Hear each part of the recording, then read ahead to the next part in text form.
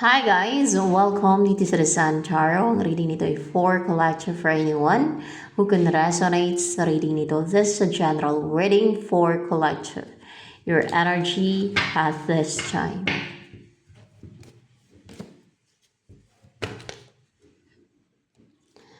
Over you,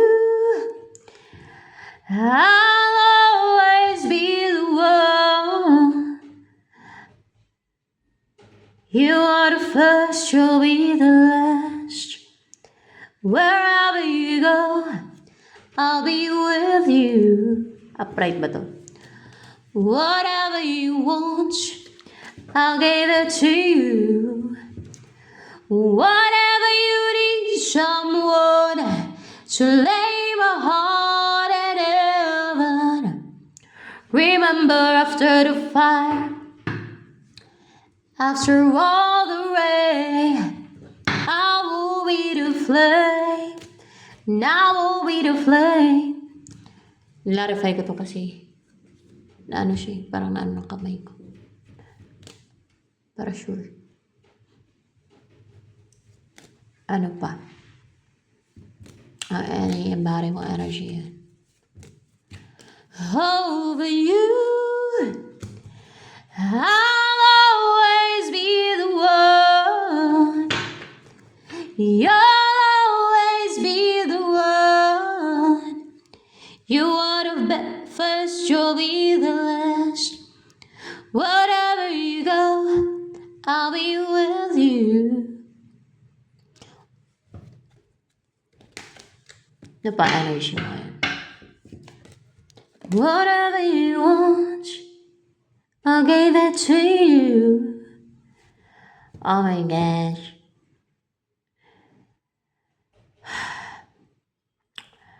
Maswerte ka ngayon.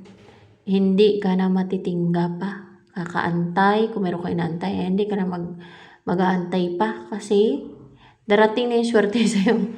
O yung destiny o swerte, luck, fortune, good fortune. Hindi ka na mag-isolate pa, yung ina-isolate mo yung sarili mo na nagiging aloof ka, na nagiging mahiyain ka, or in a hermit mode, na nag-introspect ka, na parang nagtatago ka sa shell mo. Hindi na ganun eh. Hindi ka na matitingga, hindi ka na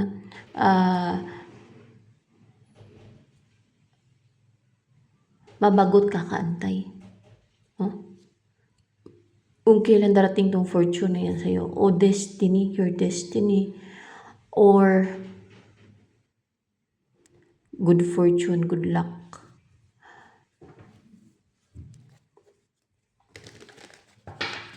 Anong connected dito sa Wheel of the Year na to? Yung mawala na yung mga kumukontrol sa buhay mo. Yung mga tao man o kung ano man yan na nilalang, no? Na kinukontrol nila yung buhay mo, na minamanipula nila yung isip mo, yung buhay mo, kaperahan mo. Mawala na yan sila, guys. Mawala na yan sila ng power and authority, and hindi nagagana yung ginagawa nila against you. Instead, babalik pa sa kanila. Pwede pang bumalik sa kanila yan. Upright pa to. Ay, naku guys, babalik sa kanila. Instead, babalik pa sa kanila.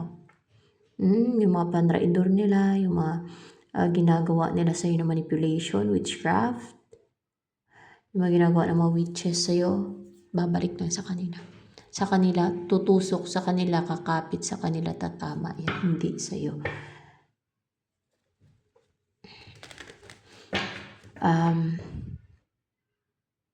This is a collective reading, so claim the positive energy sa reading na to. So ayan, namawala na yung mga sigalot sa buhay mo, yung mga gumagawa ng schemes, deceit, witchcraft, and evil against you. O yung mga nagsisend sa'yo ng mga spells o kung ano man, mapalipad hangin kung meron, no? Bulong o kung ano man, na hindi na yan sila makapang control at makapang harm sa buhay mo. Huwag ka lang gumawa niyan. Dati gumagawa din ako ng mga spell kasi ginagaya-gaya ko guys pa. Pero tumigil na ako, matagal na. Kasi spell, mga ganun. Kasi ginagaya ko nga kasi inunahan nga nila ako. Ginagaya ko din, pero dahil alam ko na mali yan, masama yan, dahil naintindihan ko, tinigil ko. Ganun pag ayaw mo mapunta sa impyerno, ganun pag ayaw mo na nasa side ng kasamaan. So, ganun yun dapat sa mga pwedeng magbago pa, itigil. No? Gaya ng ginawa ko. Tinigil ko kasi immature pa ako nun eh. Ginagaya ko. Gumanti ba? Ganun, kaya ginagawa nila ako ng ganyan. Ay, ginagaya ko din. Ay, para makaganti, mga ganun ba? Ayan. At naintindihan ko na sa kadiliman yan, masama yung mga ganyan. Evil doings yan, kahit nagaganti ka pa, ay masama pa rin yan, no? Evil pa rin yan. Evil. Sa evil yan eh. Sa kadiliman yan eh. Kaya masama talaga ang ganyang gawain. Yan.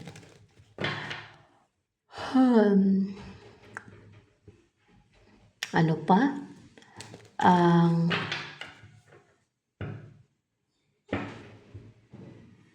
connected dito sa the wheel of the year na yan. Upright ba tong Four of Pentacles and Four of Pentacles yan? Upright ba yan? In reverse siya guys, in reverse. Nabangga kasi sa kamay ko. Kaya, tinaklarify ko yan. At pahalang pa siya.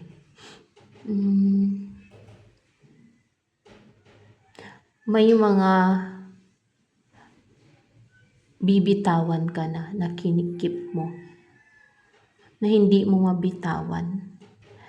May mga pinapahalagahan ka na ayaw mong i-let go, ayaw mong i-release. O hindi mo na-release yan, na nakip mo siya ba? Kunwari na nagstay yan sa'yo, o nakip mo yan, o.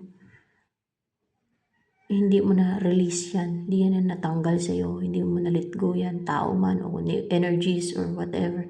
Anong ma-release mo na yan, na o ano man yan, ano yan, ma-release mo na yan, sa buhay mo, sa isip mo.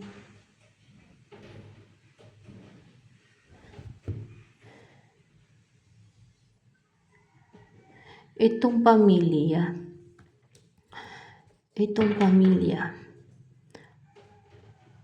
connected sa family. Ano pa, yung ma-release mo na yan.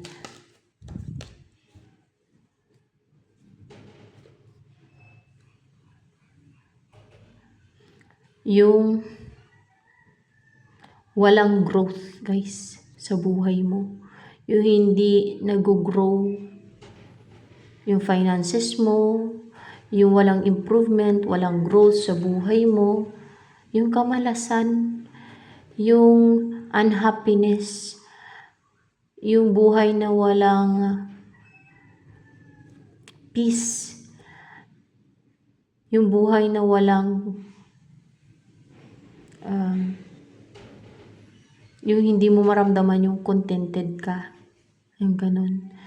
Yung buhay na hindi makulay, parang madilim, dark, and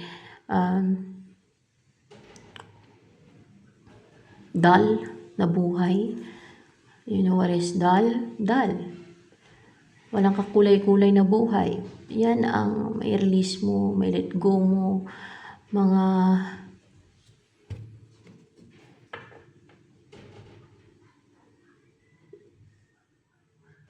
walang progress pati na buhay. Yan ang i-release mo, matanggal yan sa'yo. Ibig sabihin, mga kamalasan yan. Mga kamalasan, o mga kamalasan sa buhay mo yan, na mga sinent yan sa'yo. Nitong mga to, yan ang matanggal sa'yo. Kamalasan sa buhay. Mga misfortunes yan, mga kamalasan, lahat na lang ng hindi maganda. Na mga nakadikit sa'yo na mga kamalasan, matanggal yan sa buhay mo. Yan ang dahilan kung bakit walang growth pa. Bakit parang steady, tenga, at parang nag-antay ka kung kailan darating yung luck. Kasi mayroong mga kamalasan. Of course, gawa ng mga gawa ng witches yan. Gawa ng witches yan. Mga atake nila sa'yo na nagstay yan, dumikit yan. Yan, ma-release mo, matanggal yan sa'yo. Tapos, pag ginawa ka nila ulit, sa kanila natatama yun. Sa kanila na didikit yun. Sila nang mamalasin o sila nang magkakasakit kung ganun. Parang ganun na nga. Kasi sa kanila natatama di ba?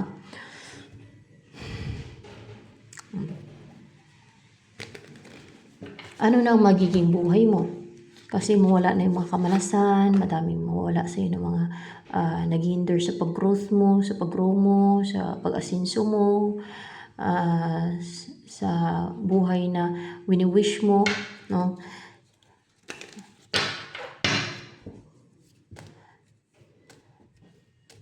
Kasi mawawala na yung mga pumipigil ba sa buhay na wini-wish mo, sa buhay na maganda at payapa at masaya at kontento ka. Ano yung magiging buhay mo na? Dahil mawawala na yung mga kamalasan sa buhay mo at hindi ka na matatablan, hindi ka na mapiktuhan. Hindi na sa'yo tatama yung mga ginagawa ng witches niya, kundi sa kanila na. Anong maging buhay mo? Bear, 10. There's ending here na parang nag-end na yung mga sigalot sa buhay mo. Yung pananalot sa buhay mo. Pananalot yun guys, sinasalot ka nila. O pinipisti ka nila.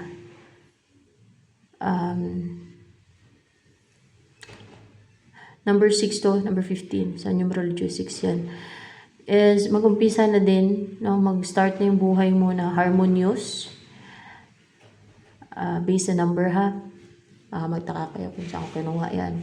Harmonious, peaceful, may balance. And yung komportable ka. At home ka. And mag-umpisa na with a 1, no? Mag-umpisa na. Yung maganda yung communication, conversation ninyo ng person mo. Yung nagkakaintindihan na kayo, hindi nagkakaroon ng conflict and misunderstanding sa inyo. Na you're both happy. Na madali kayong mag-click ba? Yung maging compatible kayo agad ba? Yung hindi nagkakaroon ng problem sa inyong connection, sa inyong relationship. Pag nagkaroon ka ng karelasyon o kung may person ka man o ex mo na pag nagkabalikan kayo, pwede din. Kasi meron pa talagang mga mag-ex na gusto pa nilang magkabalikan, both pareho silang dalawa. Di ba? Meron pang ganon. Lalo kung pareho silang available. Di ba?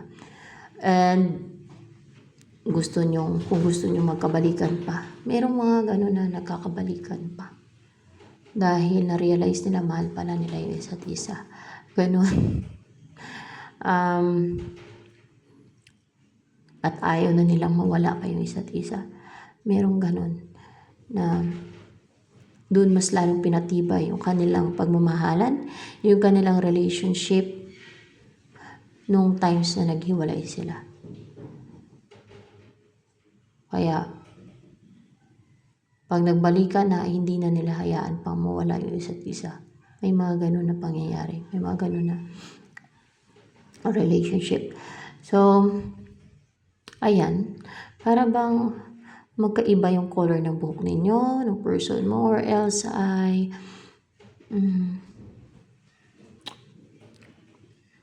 magkaiba yung personality ninyo, pero maging compatible kayo, maging masaya kayo together.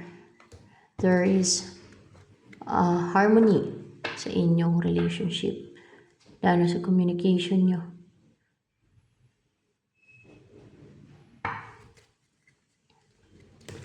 You will be both happy joyous sa feeling ng isa't isa. You will build a strong bond. Parang ganun. Ano pa ang magiging buhay mo niyan? Kasi mawala na yung kamalasan sa buhay mo. Malamang kinainggitan ka din yan ng mga yan. Kaya ginagawan ka nila. Ano pa yung mawala ng mga kamalasan sa buhay mo? Letter.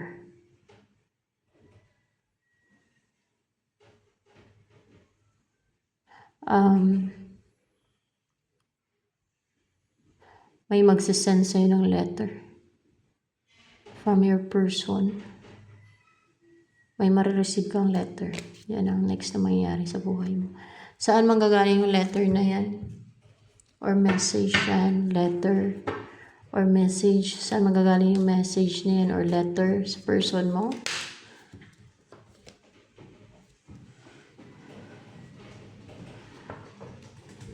Upright pa yan?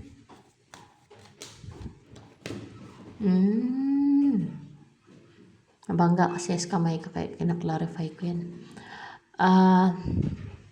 Sa person mo na emosyonal,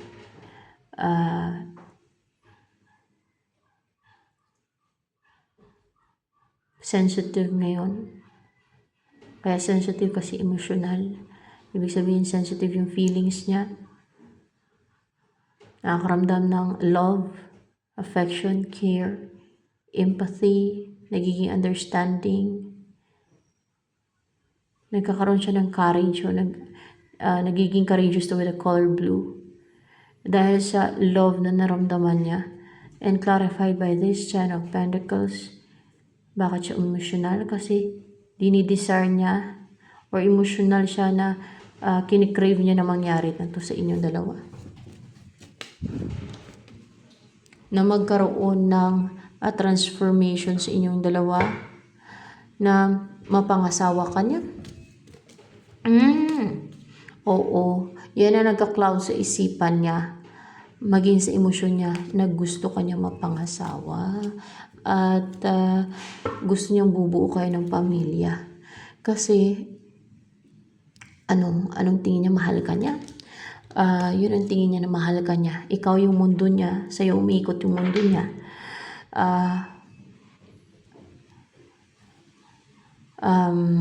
Ikaw yung kukumpleto sa kanya. Gusto niya ng buhay na kumpleto. At ikaw yung kukumpleto sa kanya. Ikaw na lang yung kulang sa buhay niya para mabuhay siya ng kumpleto. Lalo pag nagkaanak kayo, ay mamuhay talaga kayo ng kumpleto, no? A perfect family. A complete family. Yan. At gusto niyo mamuhay kayo ng prosperous, masagana, kumpleto, yan. Lahat na nandyan. Kakailanganin niyo, walang kulang. At raming pera. Oo, yun ang gusto niya, yung napakaraming pera. Yung marami yung pera ninyo.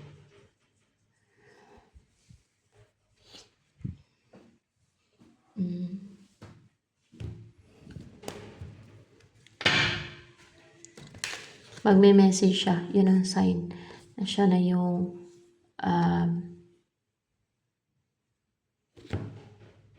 person na yan na makakasama mo. Or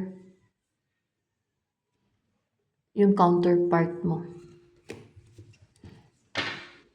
Ano pa ang magiging buhay mo kasama itong person mo na yan? Ay guys, happy, masaya. Dito ang tanong ko, ano maging buhay mo kasi nawala na yung mga kamalasan sa buhay mo, no? At hindi ka na mapiktuhan pa, hindi ka na ma-harm pa, hindi ka na ma-influensyahan.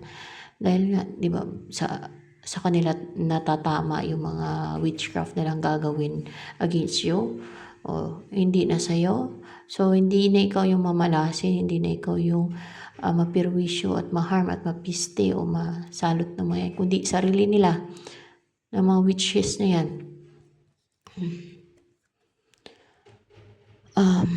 Sun, magiging successful,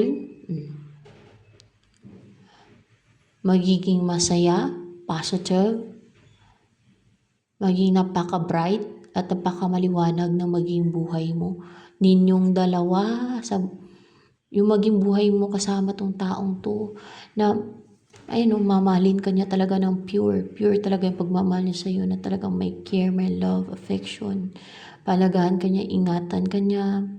Talagang you're the only one sa buhay niya, sa puso niya. Na talagang ano yan, ikaw lang talaga ang gusto niyang makasama. Ganun ba yun? Oo, ikaw lang talaga ang gusto niya makasama. Kaya nga, malakas ang loob niya, matapang siya, courageous siya, no? Na mag-raise sa'yo kasi ikaw lang talaga ang gusto niya makasama. Ano iniisip ng person mo na yan sa'yo ngayon? Ang i-release yung mga baggage. Kung meron siyang mga baggage or resentment, any baggage, negative feelings towards you, or may mga iniisip siyang negative na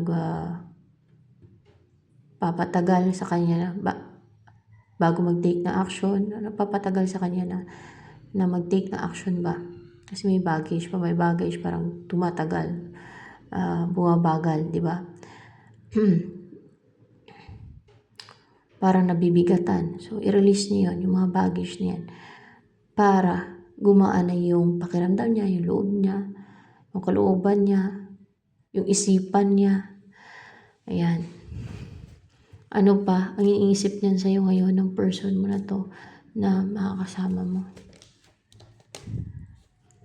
Ang magpakasal kayo, ang magkaroon ng stability sa inyo, ang magsama na talaga kayo. Ang magsama na talaga kayo at sa malayo pa. Ang magsama kayo sa malayong lugar. Hindi dyan sa place nyo kasi ba't ayon sa place nyo o sa place mo? Dahil may gagawa ng deceit dyan para hindi kayo magawa ng deceit at scheme ng iba dyan. Kasi nandyan ang karibal niya. Hindi. Dahil kay King of Pentacles. Dahil kay King of Pentacles na yan na option mo. Hindi. Na gumagawa ng scheme, deceit para tumagal yung magkaroon ng union sa inyong dalawa. Parang pinapadelay ni King of Pentacles yan, ginagawa niya ng scheme at deceit. Yan ang gumagawa ng scheme at deceit. Pinapa-overthink niyo yung person mo, nandyan siya sa lugar niyo, si King of Pentacles.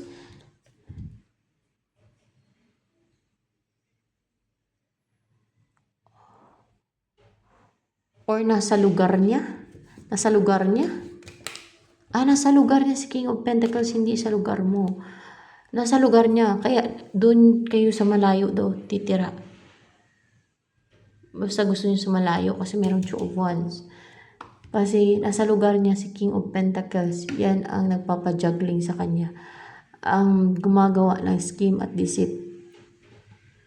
Bakit? Ano to si King of Pentacles na yan? May gusto yan siya sa'yo si King of Pentacles?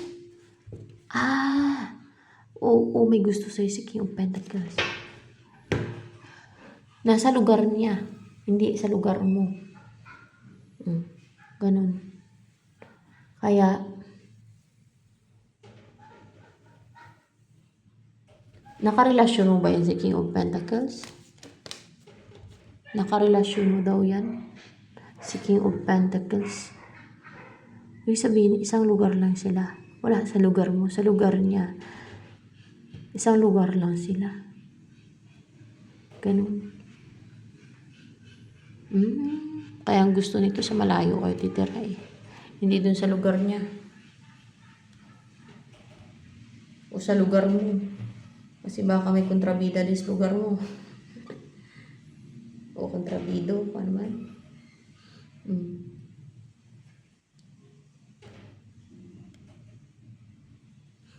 May new person ba na nagkakagusto sa'yo?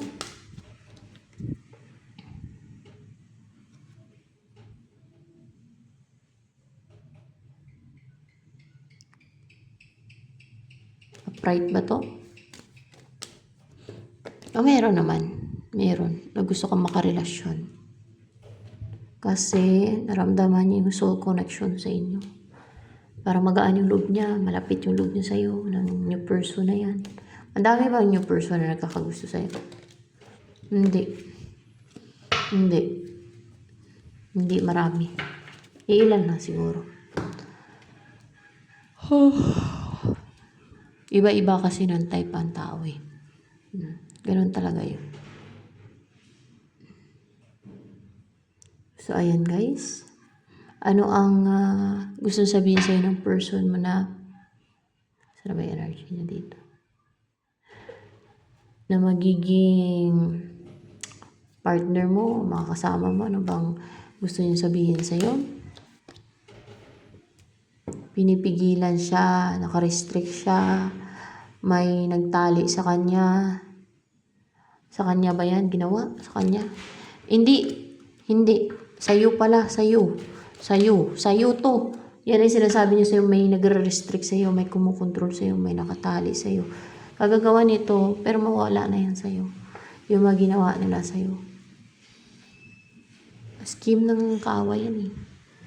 Deceit nila yan eh. Ano bang dahilan ng mga to? Kung bakit kanila ginagawa ng witchcraft? Inggit? Hindi inggit. Insecurities, see? Tapos, meron pa. Parang sinusulsulan sila ng demonyo para gawan ka.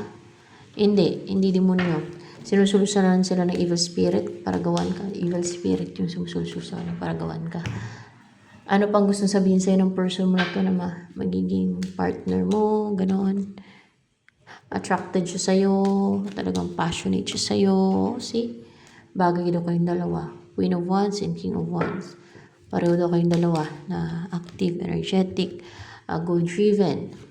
Talagang attracted siya sa'yo guys. At gusto niya mag-umpisa kayong magsama at mapangasawa ka. Ayan. So, ito na lamang guys for collective reading. Sa mga baguhan po dito sa aking channel, please to subscribe at huwag po ninyong kalimutang i-click ang bell button nang sa ganun ay ma-notify kayo sa mga susunod na videos na upload ko. At pagka-like naman po, pag-comment na rin sa ating comment section box, lalo na sa mga nakaresonate sa reading nito.